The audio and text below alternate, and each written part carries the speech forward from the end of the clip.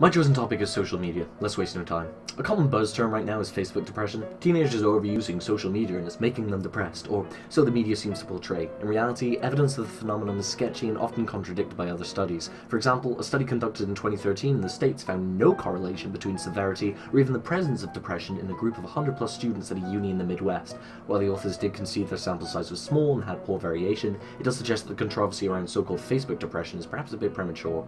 In fact, another study back in mid-2011 suggested that social media could actually have some real benefit in helping young adolescents develop niche skills and a degree of autonomy. Published by the American Academy of Pediatrics, the well-referenced paper claims social media is a useful medium for self-directed learning and enhancing communicative and social skills. In particular, the paper cites a huge study of over 800 youths in the US that found young people sought communities of similarly inclined peers and learned niche skills like video editing together.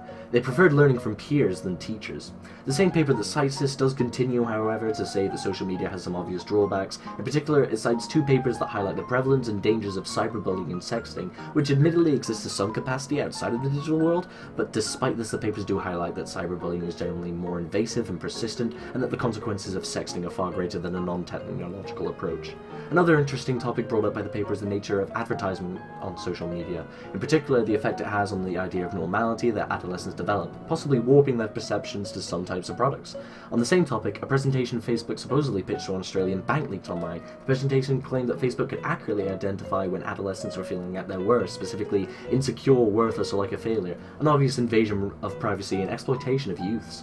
Whether the leak is legitimate, it's certainly true Facebook can market towards some very specific demographics. In a recent article in The Guardian, an ex-Facebook executive revealed they had software capable of marketing to race and other, even more intimate personal details. Lastly, returning to the topic of mental health, a paper published in 2013 actually managed to utilize Twitter to predict depression in users. By screening participants for diagnosed depression and symptoms of it, and then analyzing their previous year's Twitter activity, they were able to achieve an astounding 70% classification accuracy in their software. However, they did also find out that, interestingly, depressed people online tend to cluster together and possibly create, this feedback loop of normalizing poor self-perception, which is far from the self-directed learning that the earlier paper paraded.